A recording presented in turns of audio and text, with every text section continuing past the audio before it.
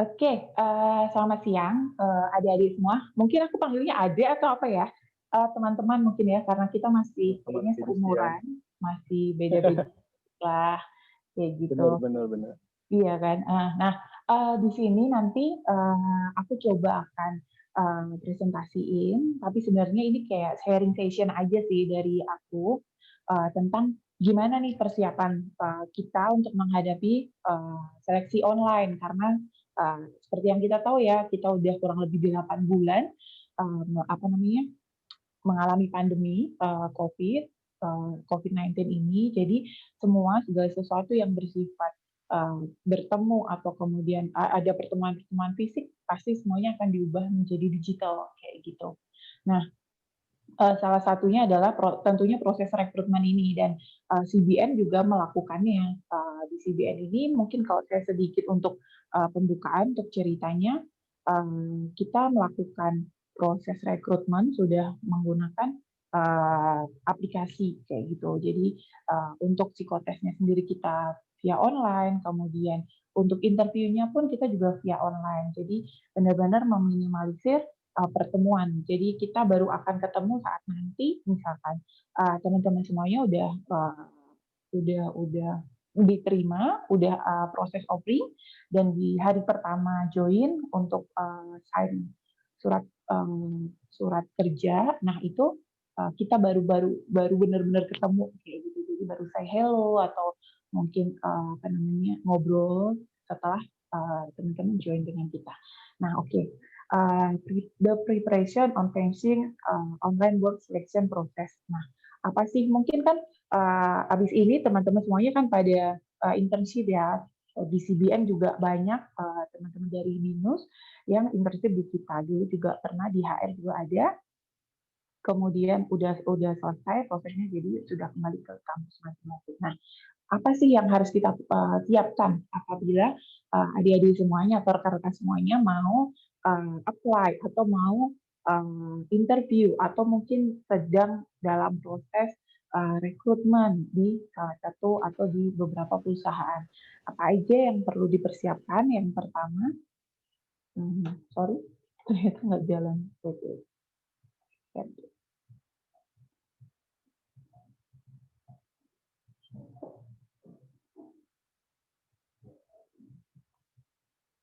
ya.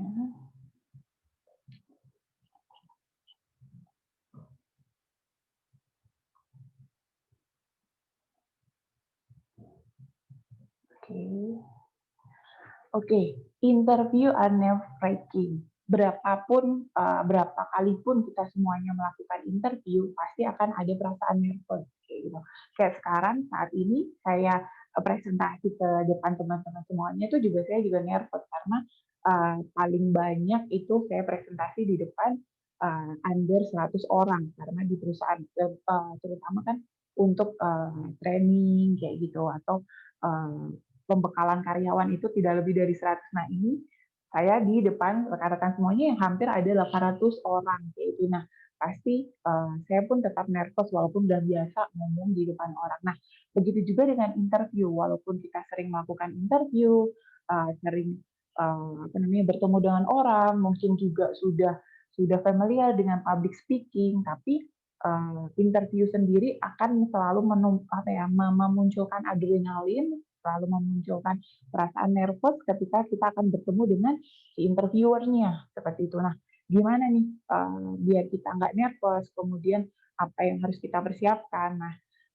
saya akan mulai bercerita atau sharing dari awal ya. Jadi dari bikin CV atau resume, kemudian terus pada saat acaranya, pada sebelum interview, kemudian saat interview dan after interview itu kita harus seperti apa. Nah, di sini nanti saat saya menjelaskan apabila ada yang ingin bertanya, silahkan drop pertanyaannya di box-nya.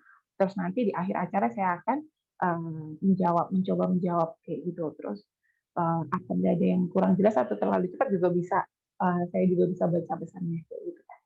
Oke, so apa yang harus kita lakukan untuk attract the interviewer? Apa yang harus kita kita bikin, karena istilahnya kan kita sedang menjual diri dalam arti yang positif ya. Jadi gimana sih cara menarik perhatian dari interviewer atau recruiter? Pertama adalah recruiter, dengan apa yang harus kita lakukan. Satunya adalah resume as a personal marketing. Caranya ke mute caranya. Oke, tadi sampai di mana ya?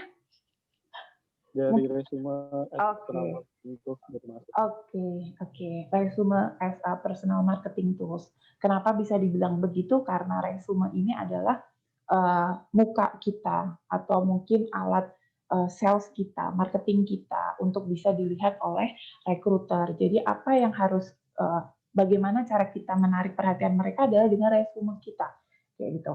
Apa yang harus kita tulis, apa yang tidak boleh kita tulis. Sekarang saya akan sampaikan. Sorry. Nah, oke.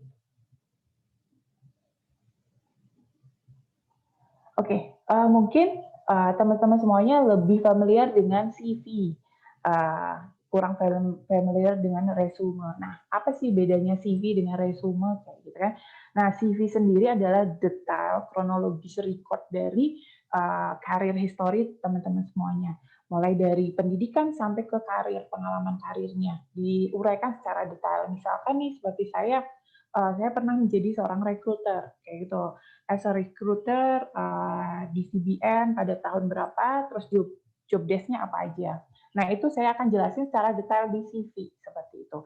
Tapi kalau resume itu hanya hal-hal yang penting. Jadi dan resume sendiri disesuaikan dengan kita mau apply untuk posisi apa kayak gitu. Jadi misalkan teman-teman dari psikologi kayak gitu kan, dibuka lagi lihat nih lagi buka job portal, misalkan job portalnya CBN atau mungkin job portal yang lain yang ada di luar kayak Jobstreet, JobsDB kayak gitu. Terus ada lowongan untuk talent development kayak gitu. Nah, teman-teman dari psikologi kan pernah mempelajari tentang psikologi industri dan organisasi tentunya pasti. Nah, di situ kan ada pelajaran-pelajaran tentang bagaimana kita memberikan training, bagaimana kita mendevelop karyawan kayak gitu. Nah, misalkan nih teman-teman mau apply di posisi itu, maka ditulis di situ CV-nya adalah di resumenya adalah saya berpengalaman sebagai seorang trainer karena karena pernah mengikuti beberapa atau membantu dosen dalam memberikan dalam proyek-proyeknya kayak gitu. Nah, karena kebetulan di sini semuanya masih kuliah dan mungkin belum bekerja, maka CV untuk atau resume untuk teman-teman yang masih kuliah adalah kita sebutkan kita pernah internship di mana, atau mungkin ada pernah project dengan dosen di mana. Nah, itu teman-teman semuanya rangkum di situ. Tapi cukup singkat aja lah, karena ini resume kayak gitu. Jadi semuanya disampaikan secara singkat, tapi menjelaskan bahwa kita ada pengalaman di situ kayak gitu. Terus misalkan yang tadi kan untuk talent development ya. Nah, dilihat dari job portal lain lagi ada posisi untuk recruiter kayak gitu. Nah, teman-teman juga bisa di-put di situ bahwa saya berpengalaman menggunakan tools psikotes kayak gitu kan. Terus kemudian pernah melakukan assessment untuk proses rekrutmen di perusahaan apa kayak gitu. Jadi dijelaskan secara singkat dan jelas. So.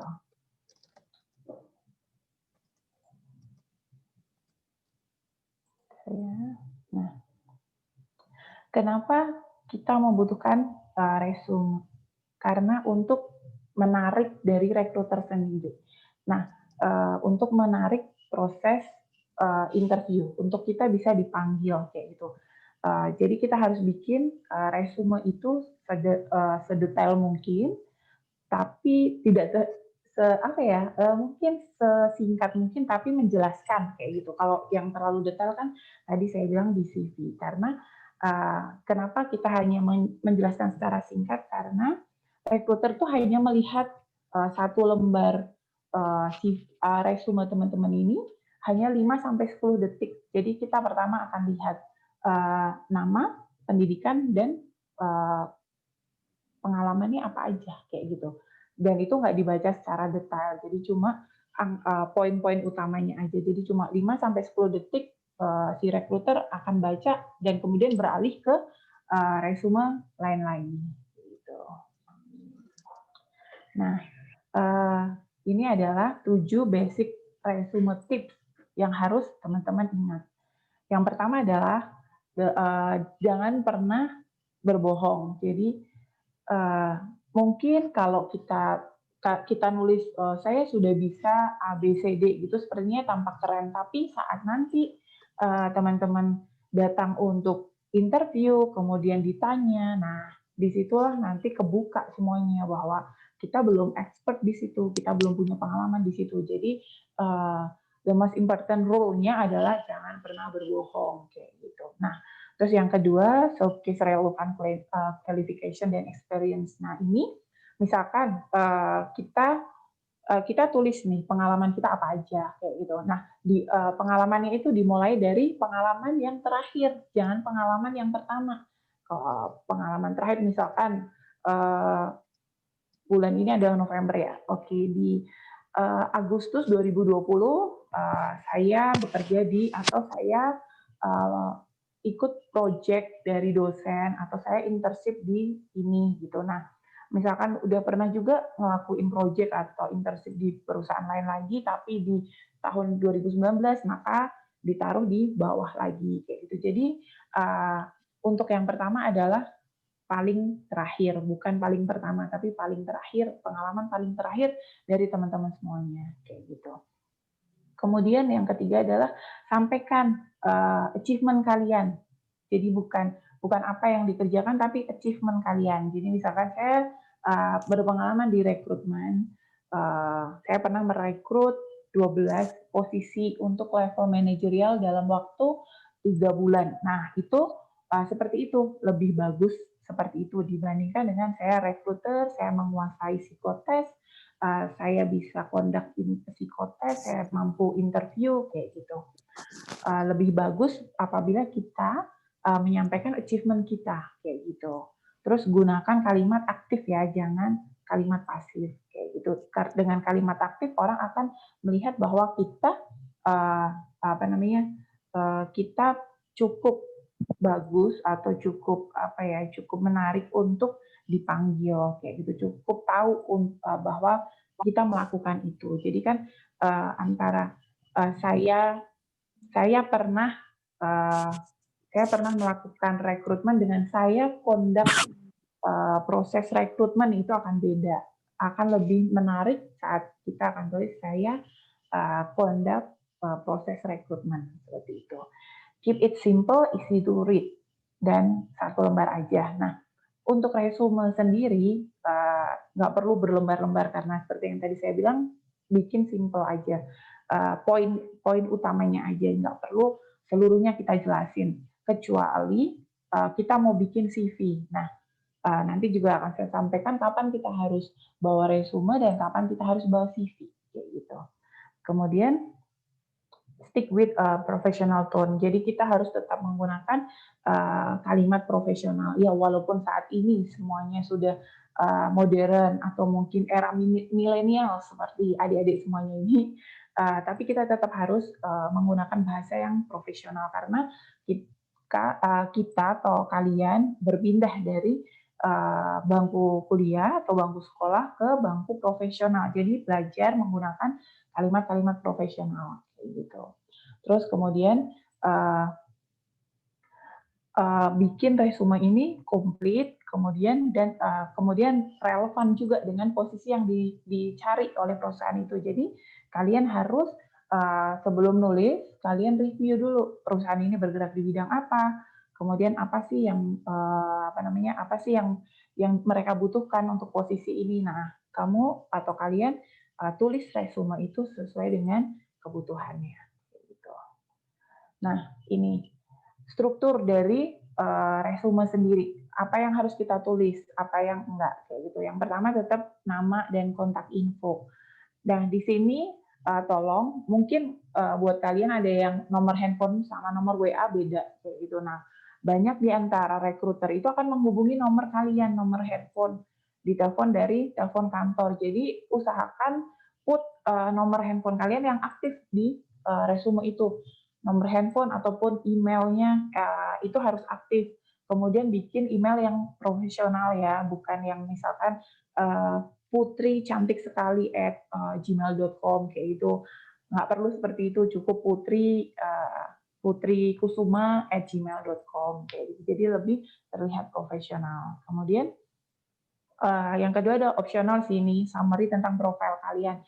Bisa menceritakan tentang kalian kayak saya pribadi yang uh, bersemangat kayak gitu, cheerful, helpful kayak gitu. Nah, boleh nulis seperti itu, tapi cukup 2 sampai 3 kalimat aja, nggak perlu panjang-panjang seperti kita bikin tarangan tugas-tugas bahasa Indonesia waktu kita sekolah di SD dulu kayak gitu. Terus kemudian kalau kalau memang kalian masih fresh graduate, nah tuh sampaikan tuh edukasinya bahwa formal education biasanya tertulisnya kayak gitu. Misalkan BINUS, Bina Nusantara University, Faculty of Psychology misalkan kayak gitu ditulisnya. Nah, peletakan penulisan dari edukasi ini harus di atas atau sebelum dari experience kita kayak gitu. Terus kemudian sampaikan berapa GPA-nya atau IPK ya kayak gitu. Terus boleh dicantumkan, boleh enggak, karena sekarang banyak perusahaan yang sudah tidak mementingkan berapa IPK. Yang penting anak tersebut punya kompetensi, yaitu ada beberapa yang seperti itu, tapi ada beberapa yang masih melihat bahwa kandidat itu dilihat dari IPK-nya, kayak gitu. Kemudian baru setelah itu kita tulis professional experience-nya. Nah, di sini masukin internship-nya, pernah internship di mana, kemudian pernah punya atau pernah mengikuti project di mana, kayak gitu. Nah, ini dan jangan lupa dimulai dari yang terakhir, bukan dimulai dari yang pertama, tapi dimulai dari yang terakhir. Kemudian kalian juga bisa masukin pernah volunteer atau pernah ikut aksi sosial, kayak gitu juga sangat dilihat sih untuk saat ini, untuk era milenial ini, kita pun melihat seperti itu. Jadi kita nggak hanya melihat bahwa kalian dulu kuliah dengan IPK let's say 3,7 predikat cum laude gitu, dan itu 3 tahun atau 3,5 tahun. Kita nggak hanya melihat itu, tapi kita juga melihat bahwa kalian pernah internship di mana, tugasnya apa waktu itu, terus kalian pernah ikut project apa. Nah, dengan dengan list internship atau list project yang semakin banyak, akan lebih menarik untuk kami memanggil kalian kayak gitu. Terus sampaikan juga di situ kalian pernah achievement apa kayak gitu. Terus disampaikan pencapaiannya dan memberikan efek apa kayak gitu. Boleh juga kalian bisa cantumin skripsi kalian nanti, judulnya apa, hasilnya seperti apa kayak gitu. Nah, untuk teman-teman fresh graduate, beberapa tempat atau beberapa perusahaan masih suka menanyakan tuh, kalian kemarin skripsinya apa gitu, tentang apa, metodenya apa, kayak gitu. Kemudian yang terakhir adalah kita sampaikan skill kita, apa aja skillnya, misalkan bisa untuk yang programmer, bisa beberapa sistem kayak gitu, atau tahu beberapa bahasa dari IT kayak gitu, kalian bisa cantumin di situ. Kemudian bisa bahasa Inggris atau bahasa asing lah. Kalau bahasa Inggris sekarang semuanya sepertinya udah bisa kan ya. Nah, kayak gitu. Jadi kita sampaikan lengkap tapi singkat kayak gitu. Jadi itulah resume. Nah, tadi saya sampaikan kapan kita bawa resume, kapan kita bawa CV. Resume adalah saat kita kirim, saat kita akan apply secara langsung, baik melalui email biasanya. Misal kayak teman-teman kayak saat ini, nanti saya akan sampaikan, kita punya beberapa posisi vacant nih, gitu. Nah, di akhir acara ini kan saya akan tulis email saya. Nah, misalkan teman-teman semuanya mau kirim email, nah itu email yang dikirim isinya resume. Sedangkan saat nanti misalkan nih kita panggil untuk proses rekrutmen di CBN, teman-teman bahas CV. Nah, CV itu tadi yang saya bilang bahwa harus secara detail dan terperinci semua tugas dan tanggung jawab atau pengalaman yang sudah teman-teman lakuin seperti itu. Nah, sekarang kita akan berbicara tentang online interview proses. Gitu. Seperti apa sih gambarannya? Mungkin banyak yang belum tahu atau mungkin udah ada yang sedikit-sedikit tahu online, berarti harus nggak datang, berarti by phone atau mungkin via Zoom seperti kita saat ini atau via aplikasi lainnya, kayak gitu. Nah, tipsnya, tips untuk menarik saat interview berlangsung, kayak gitu. Interview online ya terutama. Pertama adalah tes dulu tes dulu alat-alat yang digunakan kayak headsetnya, kemudian laptopnya atau handphone, kemudian cek juga jaringan internetnya seperti apa, terus headset yang kita pakai speakernya apakah terdengar atau enggak. Nah, persiapan itu yang harus kita lakukan pertama. Kemudian yang kedua adalah cari tempat yang cahayanya bagus, jadi teman-teman bisa kelihatan nih. Karena saat proses interview pasti kan kita dilihat juga bagaimana muka kita, bagaimana bukan melihat cantik atau jeleknya ya, tapi bagaimana ekspresi kita, apakah kita orang yang semangat atau kita orang yang lemas kayak gitu. Nah, itu juga mempengaruhi. Kemudian yang ketiga adalah eliminate distraction atau singkirkan distraksi yang ada di sekitar kita. Misalkan nih punya adik kecil kayak gitu. Nah, kita interviewnya ada di kamar biar adiknya nggak gangguin kayak gitu. Atau mungkin kita lagi di kafe. Nah, cari spot yang agak sedikit sepi. Jadi nggak ada distract suara-suara dari tempat lain kan. Nggak lucu kalau misalkan kita lagi ditanya, oke, pengalaman kamu apa selama ini kayak gitu. Terus ada suara, oh, pesen cappuccino satu ya gitu kan, agak-agak nggak lucu gitu waktu itu waktu misalkan terdengar seperti itu di proses interview. Jadi kan nanti pasti kita, si rekruternya dan si interviewinya pasti akan ketawa gitu kan. Jadi diusahakan disingkirkan semuanya pengganggu-pengganggu itu, jadi cari tempat yang benar-benar proper untuk melakukan interview. Terus kemudian yang keempat, kita harus tetap pakai baju secara proper atau profesional kayak gitu. Jadi jangan gunakan kaos. Ya, kalaupun kaos yang t-shirt gitu ya, yang pakai kerah kaosnya kayak polo shirt maksudnya kayak gitu. Jangan masih pakai kaos atau pakai baju tidur dengan rambut acak-acakan kayak gitu. Terus udah duduk di depan laptop untuk melakukan interview. Karena kita harus saling menghargai karena si rekruternya pun pasti dia juga akan mempersiapkan bajunya secara proper kan karena dia mewakili representasi dari perusahaan. Kalau dia pakai kaos, nanti kandidatnya juga bilang, kok bajunya gitu banget sih, gitu. Kok lecek banget bajunya. Nah, sama halnya dengan kandidatnya atau interviewnya. Jadi saat kita mau interview, pakai baju yang rapi kayak gitu. Walaupun mungkin nggak apa-apa, nggak masalah atasannya pakai kemeja, bawahnya celana pendek, it's okay karena kita hanya tahu sampai di perut aja ya kayak atau nggak seluruhnya, jadi it's okay atasnya aja yang rapi kayak gitu. Terus kemudian calm your nerves. Jadi pasti seperti tadi awal presentasi ini saya bilang, walaupun kita udah sering melakukan interview, pasti kita tetap akan nervous. Nah, di sini saat kita interview diusahakan jaga adrenalin, jaga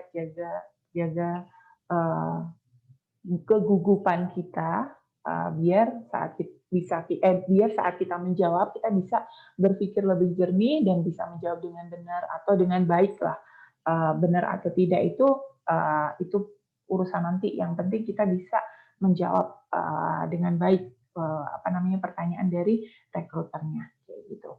Kemudian jangan lupa untuk melihat atau adanya interaksi mata kayak gitu. Nah, mungkin walaupun kita melakukan interview secara online bukan berarti kita nggak ada eye contact ya. Jadi mungkin salah satu tipsnya adalah teman-teman boleh saat menjawab atau saat interview itu mata kita tertuju di kamera laptop. Jadi anggap itu adalah mata dari si interviewernya. Jadi kita bisa ngobrol secara lebih sopan, kemudian ada kontak mata. Jadi bisa tahu si interview juga merasa bahwa kita menjawab dengan penuh semangat atau kita memang cocok untuk pekerjaan itu, atau dari mata kita dilihatlah bahwa kita mungkin kandidat yang cocok untuk posisi itu kayak gitu. Jadi jangan sampai lepas dari kontak mata itu. Kayak misalkan contohnya saya saat ini, saya sedang melihat kamera dari laptop di depan saya. Jadi pasti teman-teman akan ngerasa bahwa kita sedang berhadapan-hadapan ngobrolnya. Tapi saat once saya pindahin sudut pandang saya ke bawah, atau saya ngelihatin teman-teman nih, foto-foto teman-teman di bawah di depan saya, pasti beda juga kan, nggak ada eye contact gitu. Terus kalian merasa ini kakaknya nih ngomong sama siapa sih, kok dia nggak ngeliatin gue, kayak gitu-gitu kan. Nah, makanya kita harus tetap ada eye contact dengan cara kita lihat kamera laptop atau kamera handphone yang kita gunakan. Kemudian jangan lupa yang terakhir ada relax and let God do the rest. Maksudnya adalah kita sudah berusaha dengan benar-benar nih. Nah, jangan lupa kita tutup dengan doa biar diberikan kelancaran, biar proses itu berjalan baik dan pekerjaan yang kita impikan menjadi milik kita kayak gitu. Jadi jangan lupa untuk berdoa gitu. Nah, ini apa yang perlu dilakukan sebelum kita interview? Yang pertama adalah do your research. Maksudnya apa? Misalkan teman-teman mau apply di CBN kayak gitu. Nah, sebelum besok interview, kalian cek dulu nih, CBN itu apa sih? Dia perusahaan apa sih? Dia bergerak di bidang apa? Kayak gitu. Dia punya sister company atau anak perusahaan berapa? Kayak gitu. Dengan kalian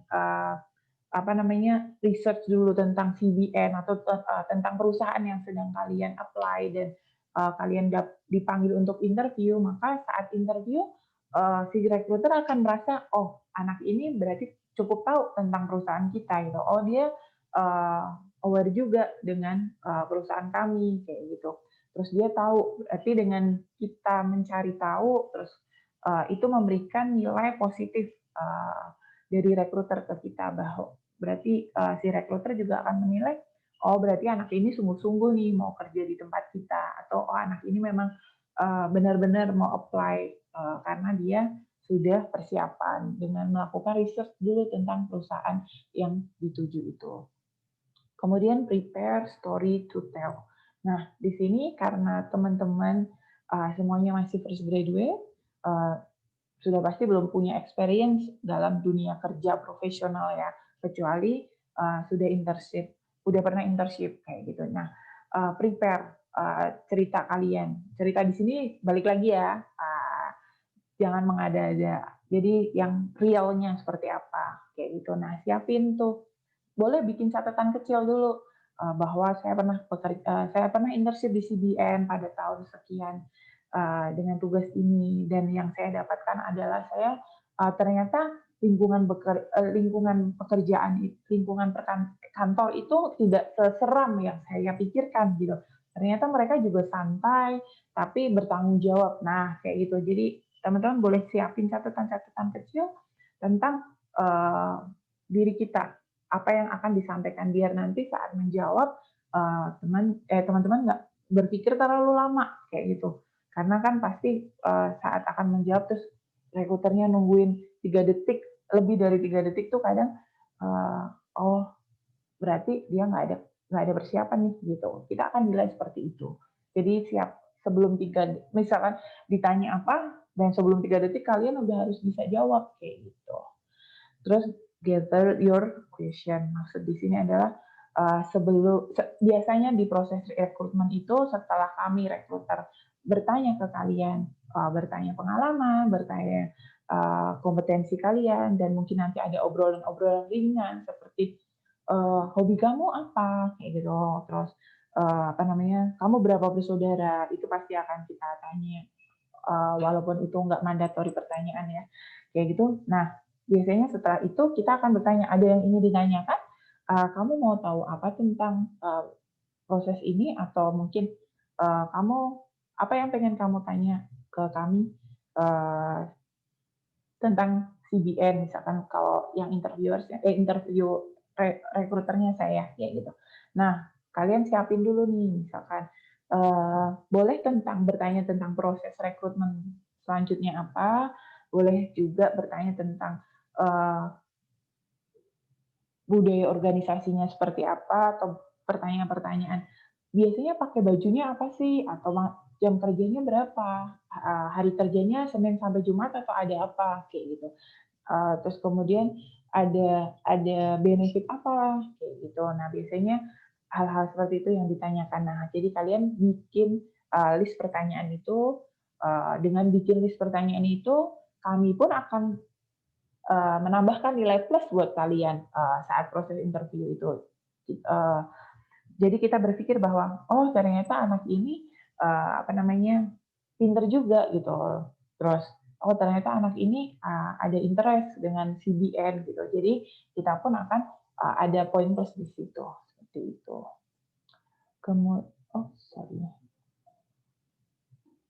Bentar ya.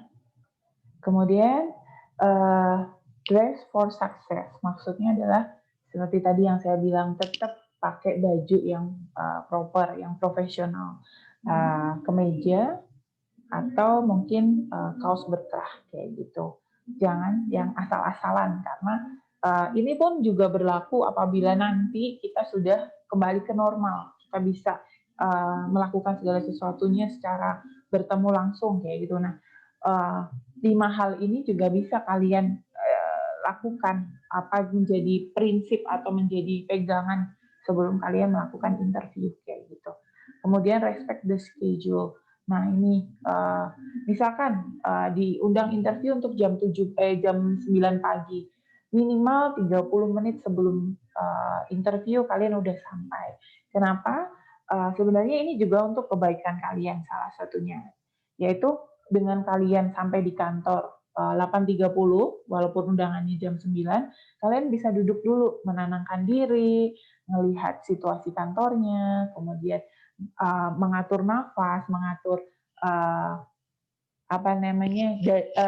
jantungnya untuk bisa berdegup lebih slow, bukan deg-degan lagi, karena kan pasti pas saat kalian ke kantor, aduh gimana ya nanti, aduh gimana ya, kayak gitu, pasti nervous. Nah, dengan 30 menit datang, minimal 30 menit datang sebelum acara dimulai atau sebelum proses itu dimulai, kalian bisa duduk dulu santai. Pasti kan disediakan minum juga, jadi kalian bisa minum dulu kayak gitu. Melihat kanan kirinya, oh ternyata kantor tuh seperti ini ya, dingin juga ya ternyata, atau oh seru juga nih kantornya, kok pakai bajunya bisa santai gitu ya, berarti asik nih kantornya. Nah, dengan perasaan-perasaan itu kalian bisa menenangkan diri kan, menenangkan hati dan jantungnya. Nah, nanti saat jam 9 untuk mulai interview, kalian udah bisa menguasai situasinya, udah bisa lebih kalem kayak gitu.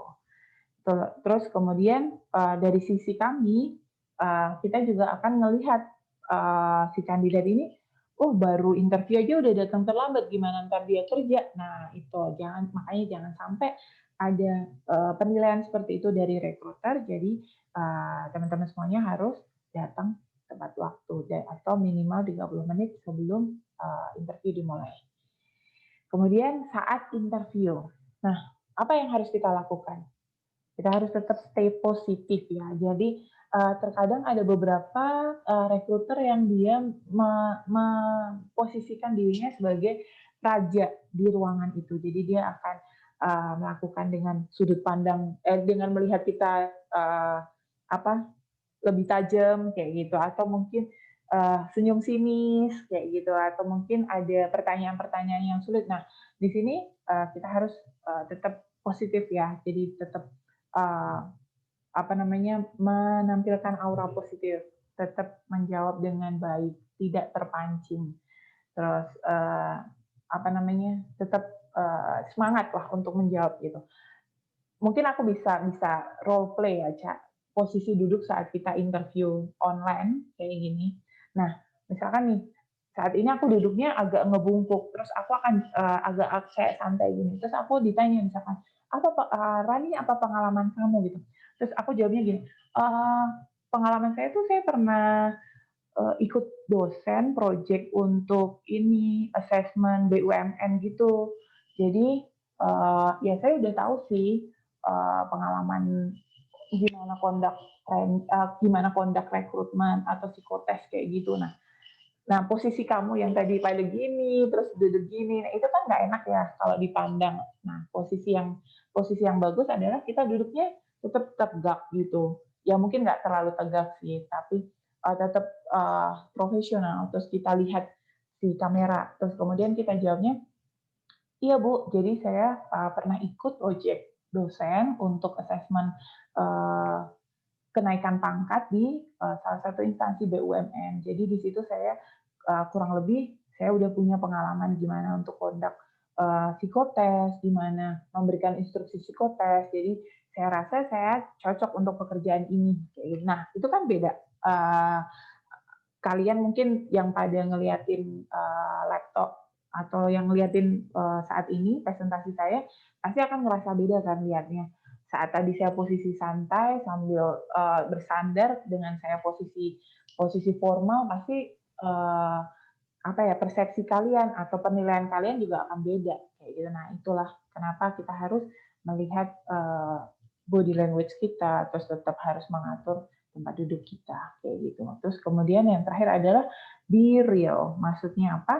Uh, Ceritakan apa yang memang benar-benar kamu tahu gitu, apa yang sudah menjadi pengalaman kamu, bukan hanya mengawang-awang kayak gitu. Karena recruiter mereka sudah apa ya, sudah berpengalaman untuk melihat orang ini bohong atau enggak, orang ini beneran melakukan pekerjaan itu atau hanya dia tahu dari buku, dia familiar atau dia memang expert dengan pekerjaan itu, kita bisa ngebedain. Makanya teman-teman semuanya tetap be real, jadilah kalian, ceritakan apa yang memang sudah pernah kalian lakukan, kayak gitu. Nah, nih di sini kenapa kita harus be real tadi. Nih, if you are applying for a job, you got to be honest about yourself and your background. Jadi ini kita memang harus benar-benar jujur tentang siapa kita dan background kita apa, kayak gitu.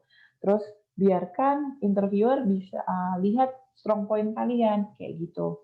Terus walaupun ya terkadang mereka juga akan bertanya sih weakness kalian apa. Jadi mungkin di beberapa di proses rekrutmen itu saat kita interview kita akan menanyakan nih apa menurut kamu apa strong point kamu. Nah, kamu bisa sebutin tuh saya memiliki jiwa yang saya memiliki prinsip integritas saya harus benar-benar dijaga Bu, karena integritas tuh tidak hanya berkaitan dengan uang atau barang tapi juga waktu. Kalau saya memang kantor memang aturannya masuk jam 8, maka minimal 8 kurang 10 saya sudah sampai di kantor. Nah, itu strong point saya.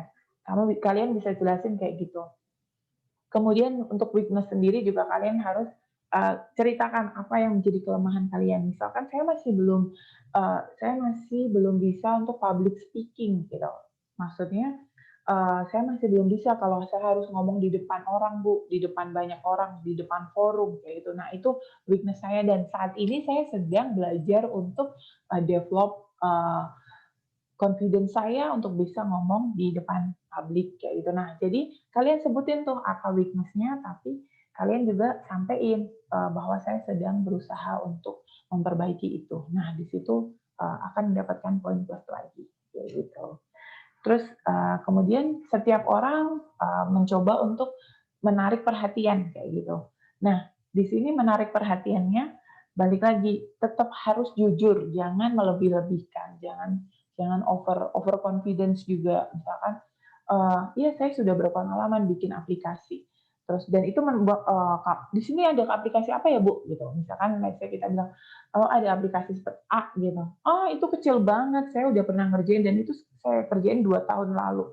Nah, jangan melakukan hal itu. Itu overconfidence kayak gitu. Terus kemudian mencoba untuk menarik perhatian tapi too much kalau menurut kami. Jadi misalkan ditanya, kamu pernah bikin aplikasi apa gitu kan? Iya Bu, saya pernah bikin aplikasi ini kurang lebih sekitar setahun yang lalu itu digunakan untuk ini gitu. Terus kemudian si recruiter akan bilang, oh gitu, keren ya. Kalau di perusahaan kita ada aplikasi A nih, kayak gitu. Nah, kalian jawabnya, oh di sini juga ada aplikasi A Bu. Iya gitu. Oh kebetulan saya dulu juga ikut develop tuh untuk perusahaan ini. Waktu itu saya ikut project dari dosen.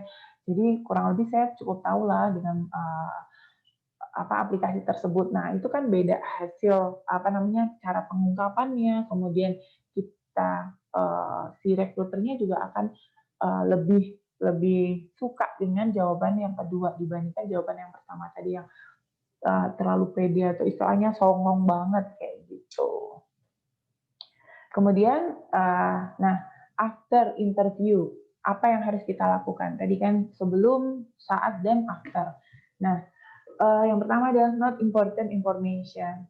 Di sini mungkin saat kalian interview, kalian bisa sambil bawa catatan kayak gitu. Nah, tadi kan selain catatannya itu berisi list apa yang harus kalian tanya atau apa yang harus info apa dari rekruternya yang perlu kalian tahu dan kalian harus jawab kayak gitu. Selain itu adalah uh, dengan kita menulis itu juga kayak walaupun si rekruter nggak bisa ngebaca juga, tapi dengan gestur kalian sedang menulis dan mencatat atau memperhatikan apa yang kita jelaskan, itu memberikan poin positif lagi untuk kalian. Jadi saat interview kita ada form istilahnya form interview. Di situ tertulis nih poin-poin yang harus kita lihat dari kalian. Misalkan kemampuan komunikasi, kemampuan menjawab pertanyaan, terus pengalamannya apa aja. Nah, di situ kita akan menambahkan catatan bahwa anak ini cukup bagus karena dia cukup memperhatikan apa yang kita sampaikan dengan mencatat atau catatan-catatan poin-poin plus yang kita lihat dari kalian saat proses itu pasti akan dicatat juga oleh interviewernya. Jadi dengan kalian not untuk important information ini memberikan poin positif untuk kalian di mata rekruternya. Oke, terus kemudian send a handwrite thank you. Di sini maksudnya adalah, jadi misalkan nanti setelah proses kalian akan mendapatkan email panggilan interview, kemudian melakukan proses interview itu sendiri, terus pasti akan mendapat confirmation bahwa kalian lulus atau enggak, kalian lolos untuk tahap selanjutnya atau berhenti di tahap terakhir. Nah, mau berhenti ataupun mau lanjut, kalian tetap harus menyampaikan atau mengirimkan balasan email. Jadi ini sebenarnya bukan sebuah mandatori ya. Jadi ini kayak etika kita dalam berkomunikasi. Jadi terima kasih terima kasih untuk undangan interviewnya. Saya akan datang dengan waktu yang telah ditentukan. Terus atau misalkan nggak lolos, terima kasih informasinya. Mungkin next kita bisa bekerja sama atau penjelasan yang lainnya kayak gitu. Jadi dari selain rekruter mengirimkan email pemberitahuan dan kalian juga membalas email itu kayak gitu untuk mengucapkan terima kasih. Oke, nah sekian dari saya atau dari aku lah biar kita lebih akrab ya. Kalau saya kayaknya jauh banget nanti perbedaan umurnya kelihatan jauh banget maksudnya. Nah, thank you udah ngedengerin penjelasan singkat atau mungkin terlalu panjang tentang proses interview online kayak gitu. Apa yang harus kita siapkan, bagaimana bikin CV atau resumenya tadi, kemudian saat interview sebelum interview apa yang harus disampaikan, saat interview apa yang harus kalian lakukan, dan setelah interview pun apa yang sebaiknya dilakukan. Udah coba aku sharing ke teman-teman semuanya. Nah, apabila pengen tahu tentang posisi vakan di CBN, kalian bisa buka atau bisa follow Instagram kita di @CBN, atau buka di job portal kami di www.career.cbngroup.co.id. Nah, di sini kita akan update terus tentang posisi vakan yang ada di CBN, dan mungkin mau internship juga bisa ke kami kayak gitu. Nah, kita akan share info-info tersebut di CBN, di @CBN itu. Jadi boleh silahkan di-follow. Nah, tadi mungkin kita belum kenalan sebelumnya, jadi kita akan berkenalan biar nanti kalau misalkan kita ketemu di mall atau saya ke BINUS atau teman-teman pada ke CBN untuk proses rekrutmen atau proses internship bisa ketemu dengan saya. Nama saya Maharani Ayu, bisa dipanggil Rani. Di sini saya sebagai People Development di CBN. People Development ini kurang lebih tugasnya ada beberapa, jadi ada rekrutmen, ada training, ada talent mapping, kayak gitu macam-macam. Nah, mungkin kalau teman-teman pengen tahu juga seperti apa sih itu pekerjaannya, atau ada pekerjaan apa aja sih di CBN, terus misalkan mau nanya nih, kita buka lowongan programmer untuk CBN kayak gitu. Nah, silakan kalau mau nanya-nanya bisa kirim email, ada email saya di situ, atau mungkin bisa DM di IG saya. Mau nanya, Kak, saya lihat ada lowongan ini di CBN gitu. Itu apa sih, Kak? Gitu. Itu syaratnya apa aja? Nah, itu nanti aku akan balas. Kayak gitu. Jadi silahkan follow CBN atau buka di www.career.cbn.co.id kayak gitu. Oke, mungkin saya kembalikan ke host, dan apabila ada yang ingin bertanya, silahkan teman-teman bisa bertanya. Terima kasih Kak Rani. Wah, luar biasa banget ya teman-teman ya. Thank Singkat you. kok Kak. Ini malah singkat banget nih. Oh Kayaknya gitu, kurang ya. terlalu singkat ya? Teman-teman Oke. nih banyak yang bertanya soalnya nih Kak. Mungkin kita Oke. langsung aja ya ke Iya. sesi pertanyaan ya. Nah, Mm-mm. teman-teman yang mau bertanya bisa langsung aja chat di kolom chat, masih bisa bertanya. Ini kita udah ada beberapa yang masuk nih karena nih Iya. ini saya bacain ya. Ini yang pertama dari Maulana Zaki. Dia mau bertanya untuk bagian resume itu kan ada experience yang harus dicantumkan. Mm-mm. Nah, untuk experience-nya itu lebih baik yang SMA atau yang terupdate pada saat kuliah nih, Kak? Oke. Nah, ini juga bisa sebagai catatan dari teman-teman semuanya.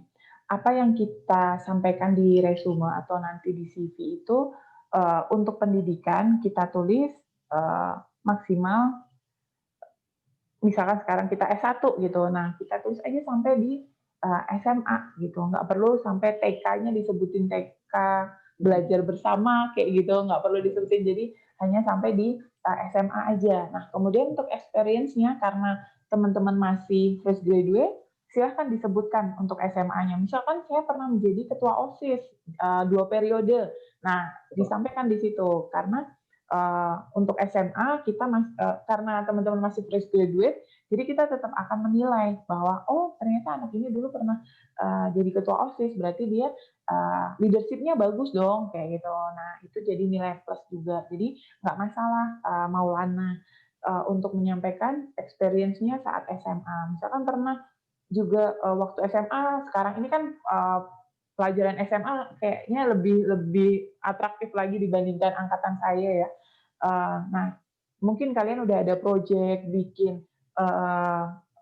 entrepreneurship kayak gitu atau project apa sosial kayak gitu. Nah itu nggak apa-apa dicantumin sampai di SMA aja, yang untuk SMP SD forget it.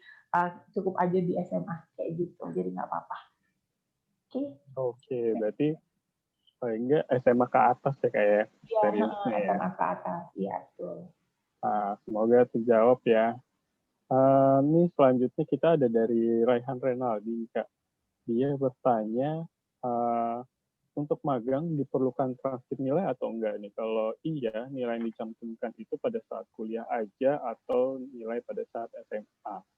Oke, untuk internship kita juga melihat dari nilai teman-teman semuanya. Nah, yang kita lihat sebenarnya lebih ke saat kalian kuliah sih, karena kan kita akan coba menginlinekan pengalaman atau pengetahuan teman-teman di kampus ke tugas atau tugas di perusahaan ya kan. Misalkan nih di programmer kayak gitu, terus ya pasti kita juga akan menempatkan kalian di programmer juga gitu kan. Nggak mungkin kita tempatin di finance kayak gitu, karena kan pasti nanti kalian akan kebingungan. Nah, internship sendiri ini kan memang untuk mengaplikasikan ya ilmu yang sudah kita dapat di kampus dan persiapan juga apabila nanti sudah lulus dan bekerja kayak gitu. Jadi kita usahakan inline dengan pendidikan kalian. Jadi yang dicantumkan cukup saat kuliah aja kayak gitu.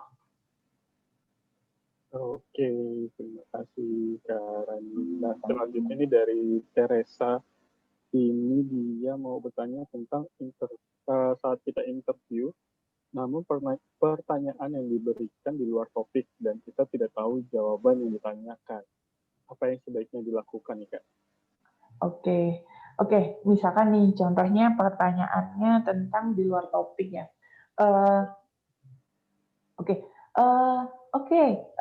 Misalkan Reisha ya tadi yang namanya. Iya, Reisha, Teresa.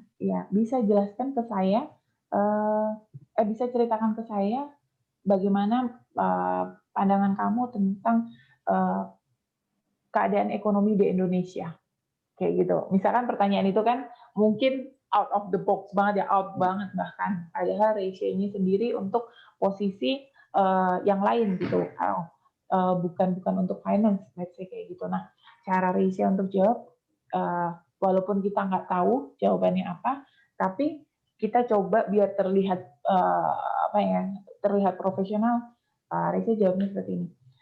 Oke Bu, perihal perekonomian di Indonesia ya.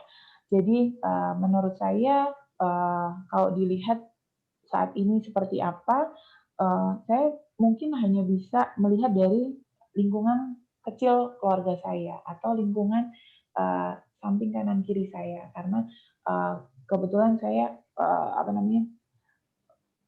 lingkungan kanan kiri saya kayak gitu. Nah, menurut saya sih saat ini saya banyak melihat teman-teman saya bekerja, mereka tidak susah mendapatkan pekerjaan, terus kemudian dengan itu saya berpikir bahwa ekonomi kita sedang dalam keadaan baik-baik aja nih gitu, karena lapangan kerja tersedia untuk orang-orang yang saya kenal, yang saya lihat kayak gitu. Jadi menurut saya sih pandangan saya seperti itu Bu, bahwa ekonomi di Indonesia sedang baik-baik aja dan berjalan dengan semestinya. Nah, contohnya kayak gitu. Jadi jangan mengikuti pertanyaan dari rekruternya yang skala besar itu tadi, melihat Indonesia gitu, bukan kemampuan kita. Saya pun nggak ada kemampuan untuk melihat Indonesia. Nah, makanya kita jawabnya dari skupnya kita aja, dari sudut pandang kita, melihat sekeliling kita seperti apa. Kalau ditanya seperti itu, ya tadi contohnya bagaimana ekonomi di Indonesia, kita jawab. Menurut saya sih saat ini Indonesia dalam keadaan yang baik, karena saya lihat keluarga, teman-teman saya juga mendapatkan pekerjaan gitu. Mereka mudah mendapatkan pekerjaan, dengan itu kan berarti Indonesia memang sedang baik-baik aja. Nah, kayak gitu contohnya. Jadi jangan mengikuti yang besar, tapi kita kecilin skopnya ke lingkungan kita. Apa yang bisa kita jangkau, kayak gitu caranya. Tuh. Oke, nah Tapi kalau misalnya kita benar-benar nggak tahu nih Kak Rani, itu Mm-mm. bisa nggak sih kita ngomong, mohon maaf saya nggak tahu atau gimana? Itu boleh nggak sih kayak gitu Kak?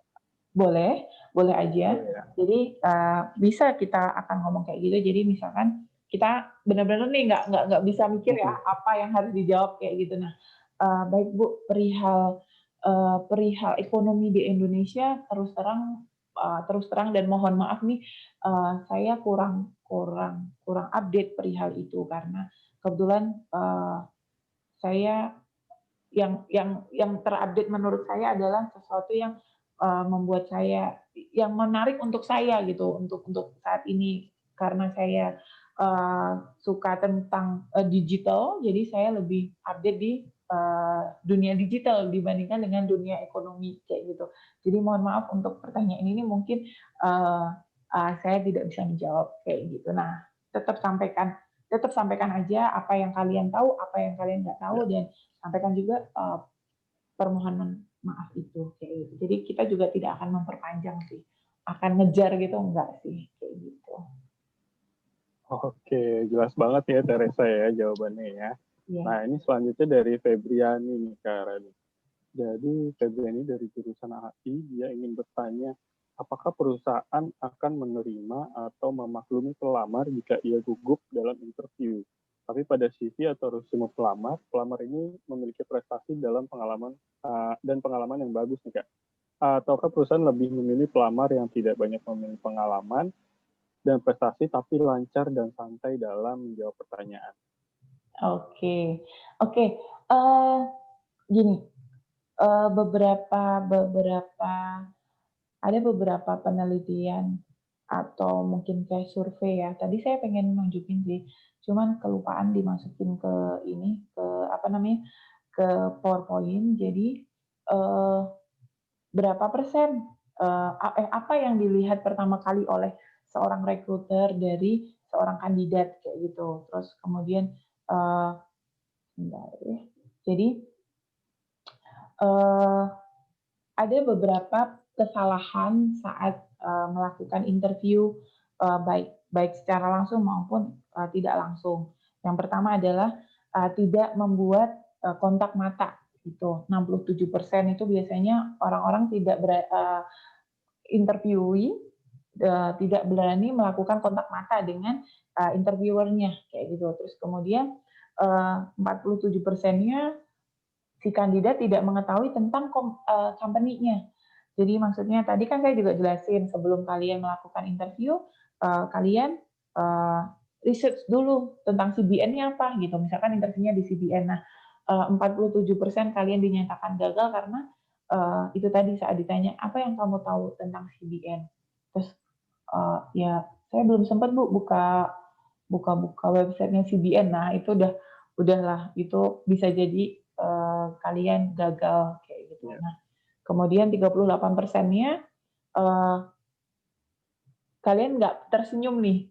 Jadi bukan harus tersenyum terus ya, ntar dikiranya kenapa kita kok senyum terus, enggak. Tapi sampaikan dengan muka ini lebih menarik. Menarik di sini bukan cantik atau ganteng, enggak, tapi eye contact tadi, kemudian ada uh, senyuman, terus kemudian ada obrolan yang teratur atau sopan kayak gitu. Terus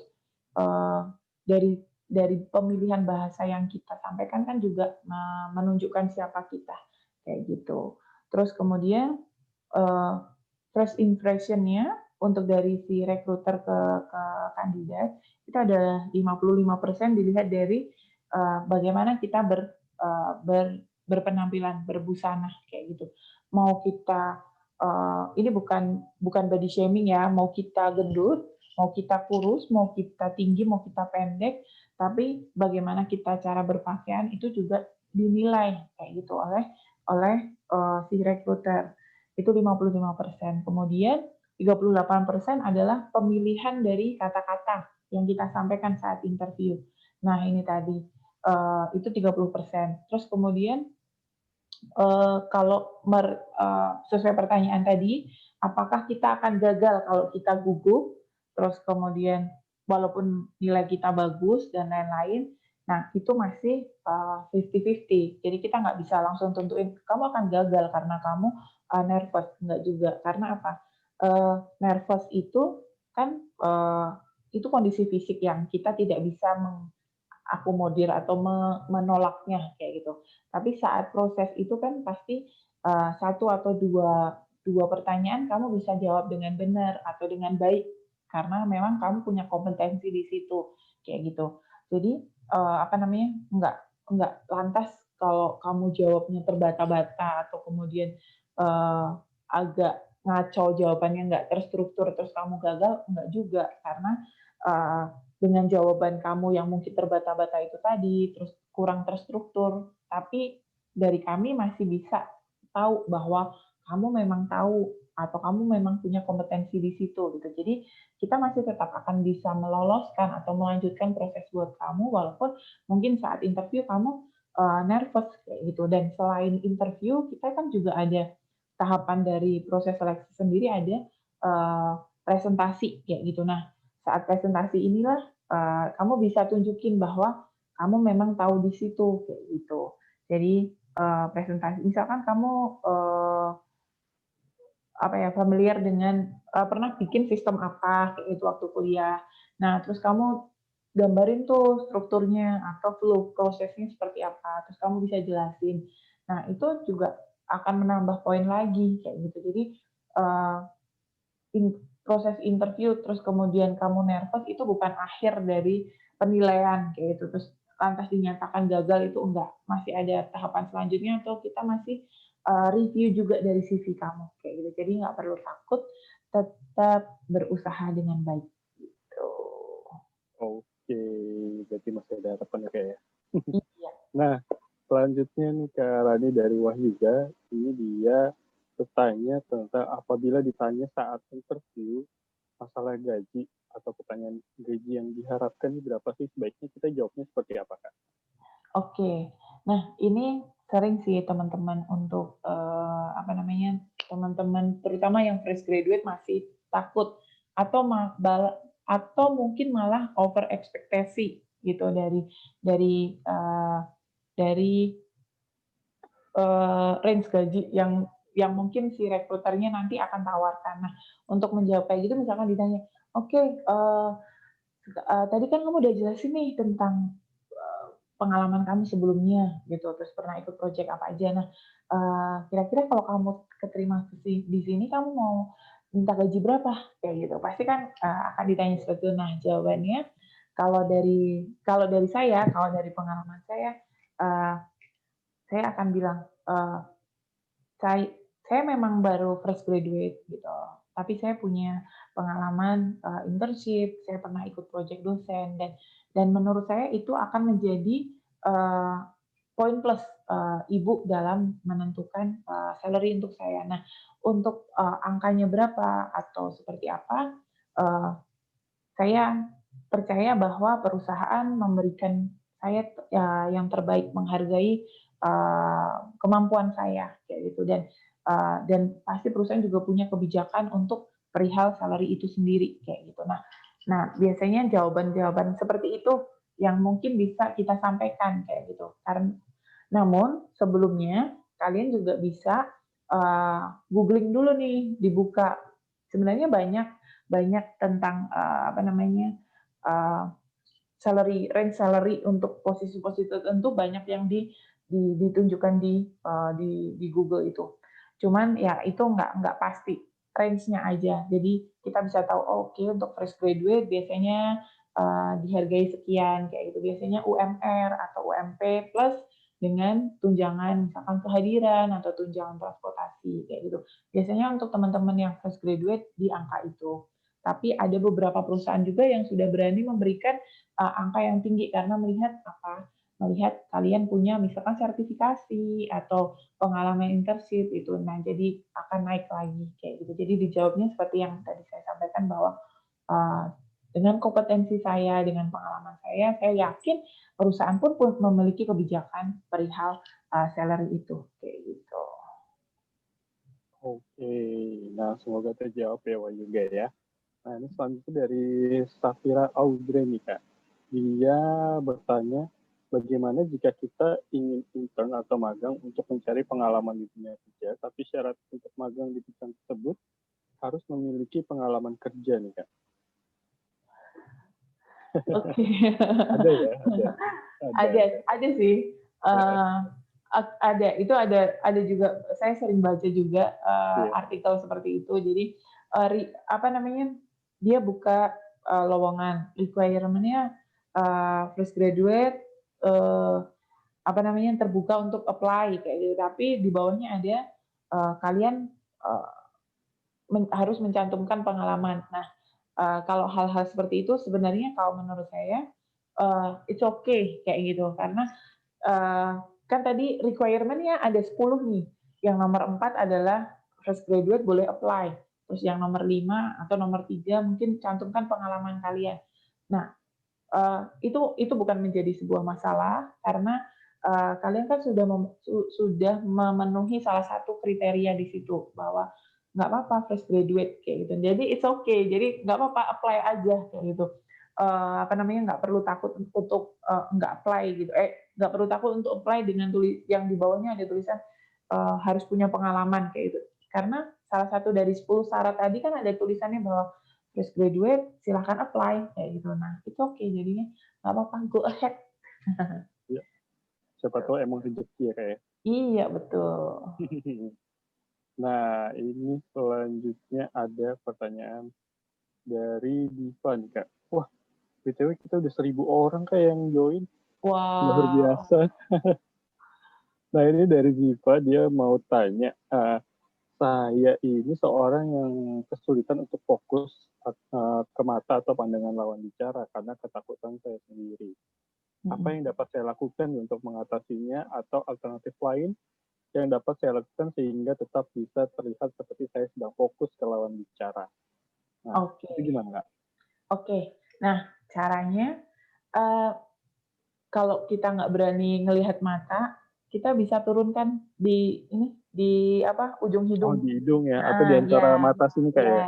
ya. Kalau mungkin di mata kan kita takut nggak pede atau mungkin karena rekruternya ganteng atau cantik terus kita jadi nggak pede gitu kan. Nah, itu kita bisa lihat dari hidung atau di dahi dari lawan bicara Oh, kita. Nah, itu T-zone ini ya pokoknya ya. T-zone. Ya, benar T-zone. Karena sudut pandang T-zone ini masih mirip-mirip sedikit dengan saat kita eye contact kayak gitu. Oke, nah itu ya, Diva ya. Jadi kalau emang nggak bisa ngeliat ke muka, lihat di T-zone-nya aja. Oke, nah ini selanjutnya dari Wilson nih Kak. Dia bertanya, apakah yang paling penting dinilai dalam sebuah wawancara? Apakah yang paling penting? Oke.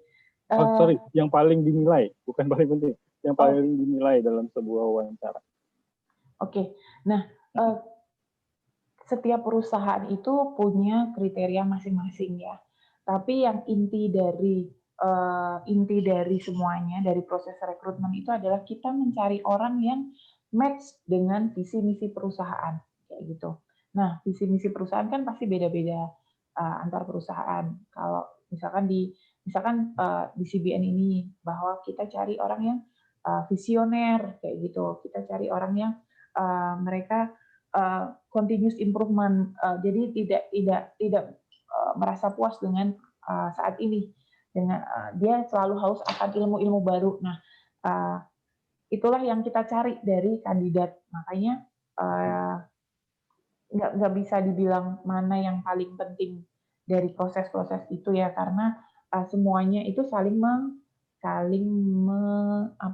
inline gitu, saling membentuk kesatuan gitu. Jadi CV kamu, kemudian pengalaman kamu atau pengalaman di sini karena masih baru lulus adalah internship kamu, project kamu, kemudian semangat kamu saat kamu interview kayak gitu, kita bisa lihat dengan tadi kayak contoh kan tadi waktu presentasi juga nyontohin kan bahwa gimana postur kamu ngomong, terus gimana mimik mukanya kayak gitu. Nah, di situ kita bisa lihat bahwa anak ini semangat gitu. Nah, kita butuh nih orang yang semangat dengan orang yang semangat pasti kan dia selalu pengen berkembang gitu. Nah, itu cocok nih dengan Iya. visi misinya CBN gitu. Nah, makanya kita uh, ambil anak itu atau ambil kamu menjadi karyawan di kita kayak gitu. Jadi nggak ada yang mana yang lebih penting, semuanya saling saling mencukupi. Ya CV-nya, ya kompetensinya, ya pengalamannya, ya pembawaan kamu kayak gitu. Jadi nggak bisa salah satu tertinggi, nggak bisa sih seperti itu kayak gitu. Jadi semuanya do your best every part and proses rekrutmen ini kayak gitu. Oh, oke, terima kasih Kak Rani. Nah, selanjutnya dari Nafisya, ini Kak Rani dia bertanya, apa yang harus dipersiapkan bila ditanya rencana Anda ke depan nih?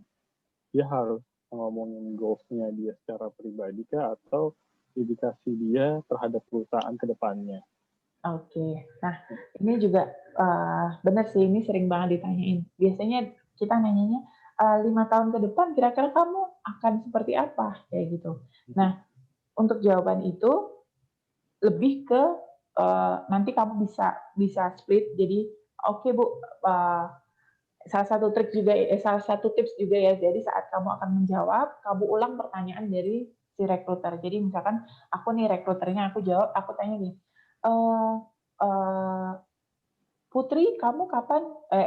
Putri, kira-kira 5 tahun ke depan kamu akan punya rencana, kamu akan seperti apa? Kayak gitu. Apa rencana kamu untuk kamu gitu? Nah, aku sebagai Putri, aku akan jawab nih. Baik Bu, jadi rencana atau planning saya kira-kira 5 tahun ke depan saya akan seperti apa?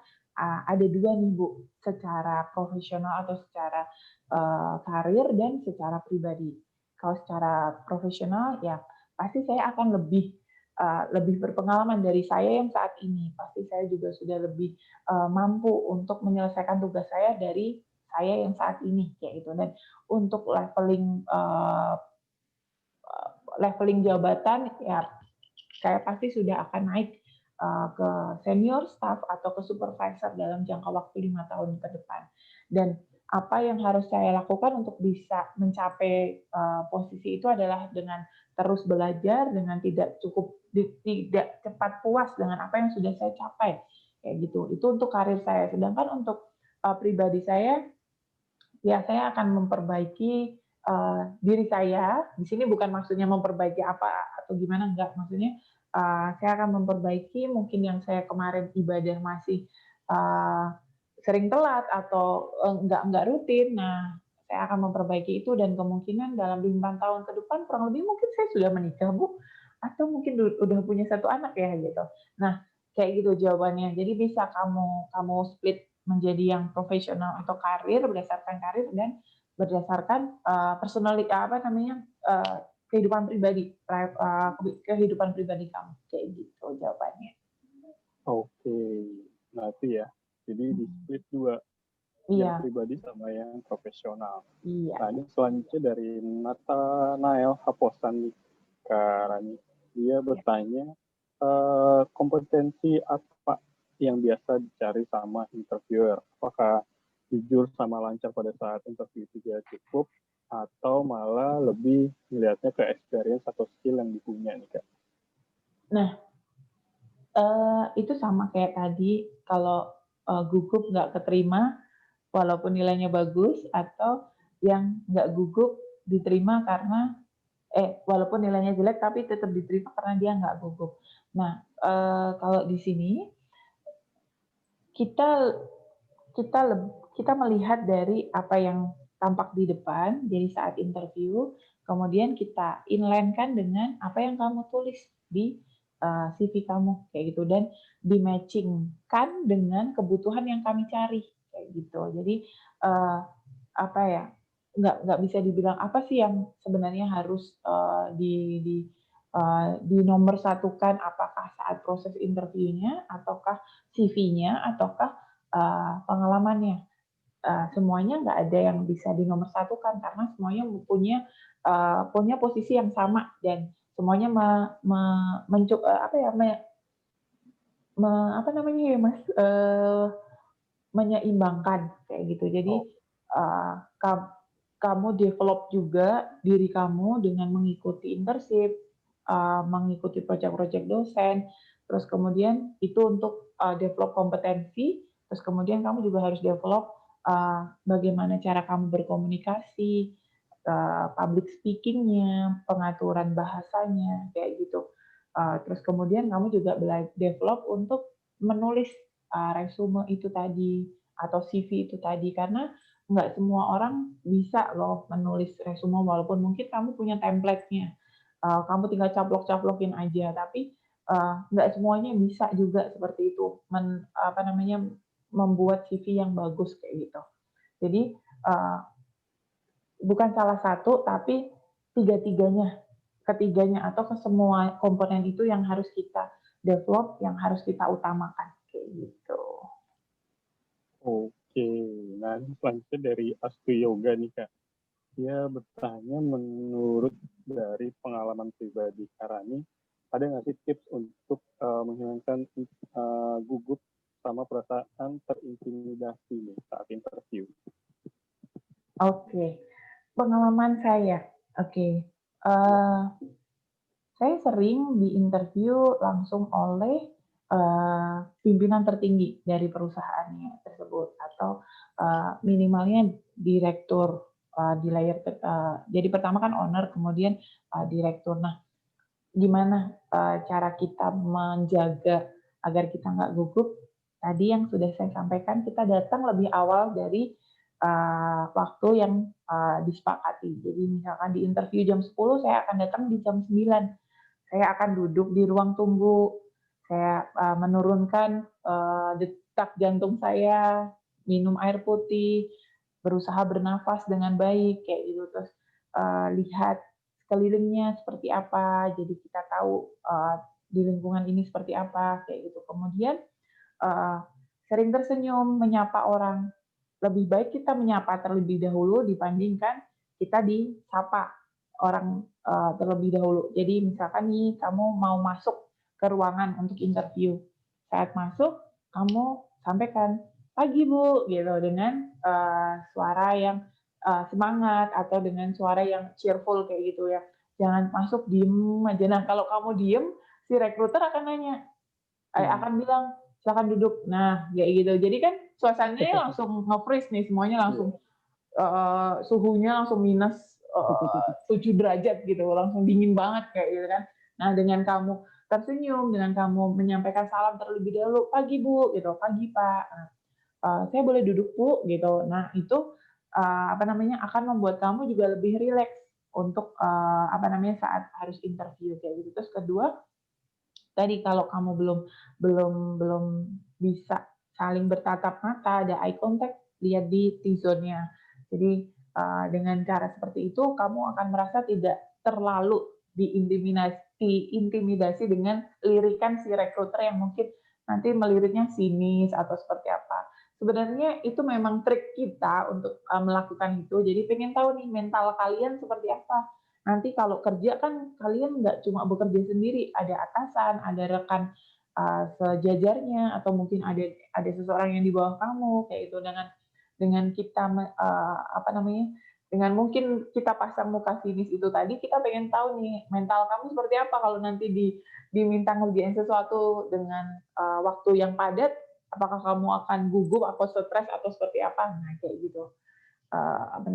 Jadi menurut aku datang lebih awal, kenali lingkunganmu, terus kemudian senyum dan jangan lupa untuk menyapa orang. Nah, itu tips dari aku secara pribadi sih, agar menurunkan rasa nervous kita waktu interview gitu.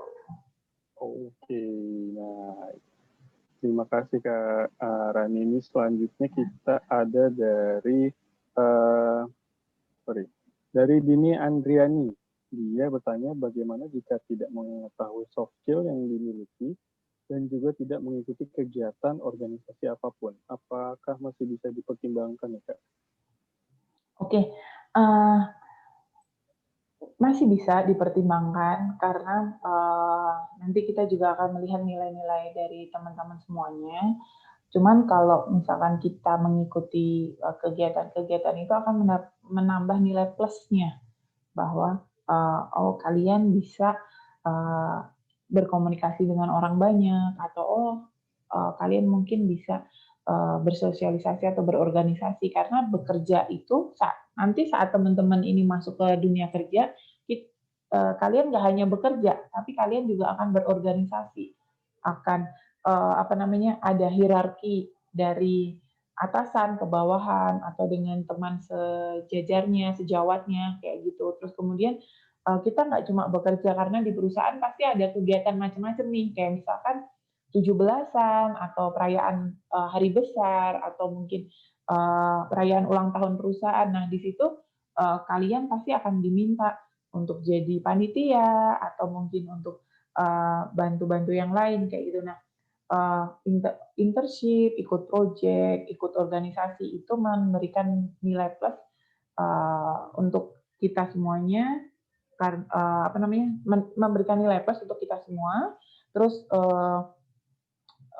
tapi tidak melulu tentang itu gitu. Tetap kita juga akan memperhatikan kalau untuk fresh graduate juga nilai-nilainya seperti apa kayak gitu. Dan pas nanti interview kan ada tes-tesnya tuh. Ada tes berbagai macam tes tergantung dengan posisi yang di-apply kan. Nah, di situ juga kita akan lihat gitu. Oke, nah seperti itu ya Dini ya. Nah ini kan kebetulan kan Dini juga kayaknya 2023 ini masih panjang jenjang studinya. Jadi kalian khususnya Dini bisa dari sekarang perkaya soft skill-nya, perkaya pengetahuannya, kalian terlibat juga ke organisasi-organisasi di kampus, jadi kalian punya pengalaman yang mumpuni. Dan sebelum kita lanjut ke pertanyaan selanjutnya, teman-teman Binusian, ini kita udah ada link buat evaluasi. Ini bisa kalian isi dari sekarang sampai 15 menit setelah acara ini selesai. Begitu. Nah, kita lanjut lagi nih Kak Rani untuk pertanyaan selanjutnya. Kita masih banyak nih Kak. Oke. Ini selanjutnya dari Muhammad Ivan Maulana. Dia bertanya, kita kan ada program 3+1 nih. Apakah CBN menerima magang atau enggak nih Kak? Dan apa saja yang disiapkan? Oke, nah CBN menerima magang. Kita setiap tahun melakukan penerimaan mahasiswa magang di sini di Pinus banyak banget. Terus kita bahkan ada grupnya juga tentang ini, tentang internship ini. Hal-hal yang perlu disiapkan adalah yang pertama pasti selalu update info dari kampus ya, kapan dibuka internship kayak gitu. Nah, terus kalian bisa masukkan apa namanya CV, resume kalian atau CV kalian ke kami kayak gitu. Nah, biasanya kan prosesnya pihak BINUS akan info ke kita nih. CBN buka lowongan untuk internship atau enggak gitu. Nah, kalau kita bilang oh iya kita buka untuk posisi bla bla bla kayak gitu ABCD gitu kan. Nah, nanti kalian tinggal drop CV, kemudian drop transkrip nilai. Setelah itu nanti kita akan review apa namanya CV kalian, nilai-nilai kalian, mana yang cocok, pasti kita akan panggil. Terus kita juga akan ada interview ke kalian tentang apa namanya siapa kalian, kemudian kenapa pengen internship di CBN, terus gitu, apa yang kalian tahu tentang CBN gitu, terus kita juga akan nanya-nanya tentang kegiatan kalian di kampus atau mungkin tentang ilmu apa aja yang sudah pernah didapatkan kayak gitu di proses interview itu. Biasanya nanya-nanya kayak gitu. Nah, nanti kita akan kabarin siapa yang lolos dan bisa join internship di sini kayak gitu. Jadi cukup siapkan diri dan siapkan transkrip nilainya gitu. Nah, itu teman-teman yang mau magang di CBN ya. Itu nanti magangnya WFA apa WFO nih Kak? Oke, untuk beberapa posisi, untuk beberapa departemen kita WFH kayak gitu, tapi untuk kayak sekarang untuk HR sendiri kita ada shifting ya, jadi 2 hari masuk, 3 hari 2 hari WFO, 3 hari WFH kayak gitu. Jadi kita wajib datang ke kantor dan melakukan kegiatan seperti biasa, tapi dengan protokol yang benar-benar diperhatikan. Jadi nggak usah khawatir kalaupun kita harus WFH, CBN cukup ketat untuk prosedur masuk ke kantor, kayak gitu. Jadi diusahakan kita semuanya sehat dan aman, kayak gitu. Terus untuk beberapa saat ini masih ada kurang lebih 2 atau 3 orang dari BINUS, baik BINUS Malang maupun BINUS sini ya di Jakarta yang melakukan internship di kita, mereka totally WFH karena tugas dan tanggung jawabnya bisa di handle dari rumah, kayak gitu. Oke, nah itu ya teman-teman ya. Ini kita waktunya tinggal dikit lagi, tapi pertanyaannya masih banyak. Jadi mohon maaf buat teman-teman yang nggak bisa kita bacain pertanyaannya. Mungkin ini kita pilih, mungkin kita masih ada 1 atau 2 pertanyaan lagi ya. Mungkin ini coba saya pilih dari Karissa Audriana nih. Dia tanya tentang perbedaan interview dengan talent acquisition atau HR dan interview dengan user. Seperti apa pertanyaan yang ditanyakan dan bagaimana kita dapat menjawab dengan baik. Oke. Nah, perbedaan interview user dengan interview talent acquisition atau HR-nya sendiri. Nah, kalau interview dengan user itu, nanti kalian akan lebih banyak ditanya perihal kemampuan kalian dalam bekerja, kemampuan kalian dalam pekerjaan yang di-apply. Jadi misalkan kalian apply untuk posisi finance and accounting gitu. Nah, user itu akan bertanya, kamu paham dengan pembukuan akuntansi nggak? Neracanya seperti apa? Cara penghitungannya seperti apa? Nah, hal-hal seperti itu. Jadi hal-hal teknis yang akan ditanyakan oleh user saat melakukan interview. Sedangkan yang ditanyakan oleh talent acquisition atau HR-nya ke kalian saat proses interview adalah lebih ke personality kalian. Jadi kita akan nanya nih, selama kamu masih baru lulus ya, iya gitu. Terus kenapa pengen kerja di sini gitu kan? Dan kita pasti akan lebih ramah sih, biasanya seperti itu. Kenapa pengen kerja di sini gitu kan? Iya Kak, jadi ini. Oh gitu. Terus kamu pernah ikut ikut organisasi apa waktu di kampus? Oh saya ikut ini, pecinta alam gitu. Oh pencinta alam, iya pernah naik gunung di mana nih gitu. Nah kita akan bertanya lebih hal-hal mungkin yang kalian anggap itu sepele, tapi dari situ kita bisa menilai kalian. Oh anak pencinta alam berarti dia bisa berorganisasi dengan baik, dia bisa bekerja sama dengan orang, terus kemudian dia lebih pemberani dibandingkan yang lain. Nah, itu poin plus yang kita catat kayak gitu. Jadi mungkin perbedaan yang mencoloknya itu sih. Jadi untuk user, interview dengan user akan lebih banyak bertanya tentang teknik pekerjaan dan mungkin sedikit bertanya tentang bagaimana interaksi kalian dengan orang lain. Jadi apakah bisa bekerja dalam tim atau kalian ada pekerjaan sendirian gitu, single fighter atau seperti apa. Nah, itu akan lebih banyak ditanyakan oleh user. Sedangkan kami dari HR akan lebih bertanya tentang personality kalian.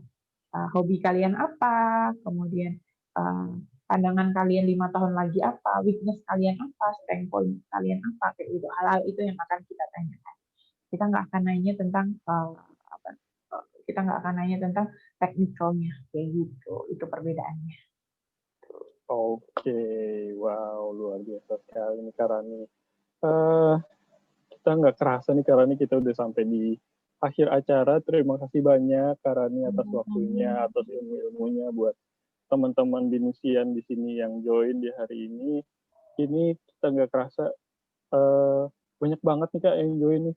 Udah bukan ratusan lagi, tadi saya lihat angkanya itu udah 1K, berarti udah 1.000 yang join di acara kita hari ini.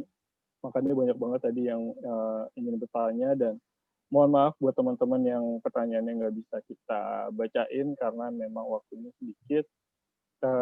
Mungkin kalau misalnya teman-teman binusian di sini mau tanya-tanya lagi, bisa nggak Karani? Oh bisa. Personal. Oke, silahkan. Banyak kok di HRCBN. Saya kan sering live juga. Jadi di situ kita sering live tentang gimana interview, gimana bikin CV. Nah itu biasanya langsung ada banyak nge-DM di head CBN itu atau langsung ke personal IG aku juga, dan pasti kita akan jawab dengan jelas. Dan kalau mau diajarin bikin CV juga, kita juga sering bantuin teman-teman buat bikin CV di bener. Oh kayak gini udah bener belum sih Kak? Biasanya banyak yang DM tuh isinya kayak gitu. Jadi nggak apa-apa, silahkan aja drop pertanyaan kalian ke Head CBN, jadi @Hired CBN, HIRAD CBN. Nah itu di follow, kemudian silahkan mau nanya apapun atau mau minta diupdate lowongan vacancy di kami atau lowongan untuk internship, silahkan di situ kita akan jawab. Nah, itu ya teman-teman ya. Sekali lagi terima kasih banyak Karani atas waktunya. Nah teman-teman, sekarang kita saatnya foto bareng. Jadi semuanya nyalain kameranya, kita mau foto bareng nih. Sebelumnya Kak Kisti nanti dibantu sama Kak Kisti maksudnya. Kok jadi manggil sih? Jadi nanti kita foto-foto, semuanya nyalain kameranya ya teman-teman ya. Oke, kita foto bareng ya teman-teman. Makasih banyak yang udah pakai background-nya. Yang nggak bisa pakai background juga nggak apa-apa kok. Oke? Kita foto bareng ya. Oke, siap senyum. 1, 2, 3. Next. 1, 2, 3.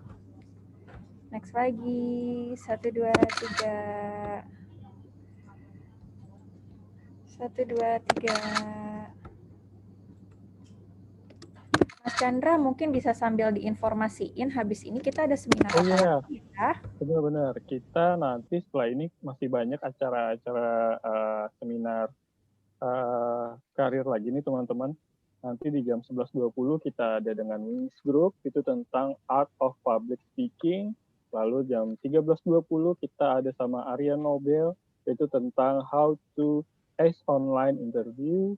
Lalu kita di jam 3.20 itu ada dengan MNC Bank tentang How to Nail Your Negotiation Skills. Nah itu semua infonya bisa kalian lihat di Instagramnya Internship Center sama Career Development. Jadi kalian kalau mau daftar masih bisa ya Kak Kisti ya?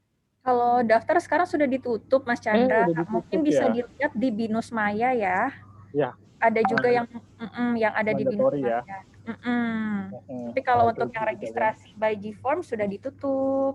Oke. Tapi yang sudah daftar pastikan untuk datang ya, karena seminarnya menarik-menarik banget. Nah, itu jangan sampai nggak dicek Binus Mayanya karena mandatory, teman-teman. Nah, sekali lagi terima kasih banyak, Kak Rani. Terima kasih teman-teman Binisian. Mohon maaf apabila ada kesalahan ya. Dan kalau ada yang mau bertanya tentang dunia kerja atau seperti apa, silahkan drop message aja, DM langsung di Head CBN gitu. Thank you so much, Mbak Rani. Terima kasih, Kak Rani. Terima kasih teman-teman Binisian dan Mbak Ira. Iya, Mbak. Thank you ya, Mbak. Thank you semua. Oke. Saya undur diri ya.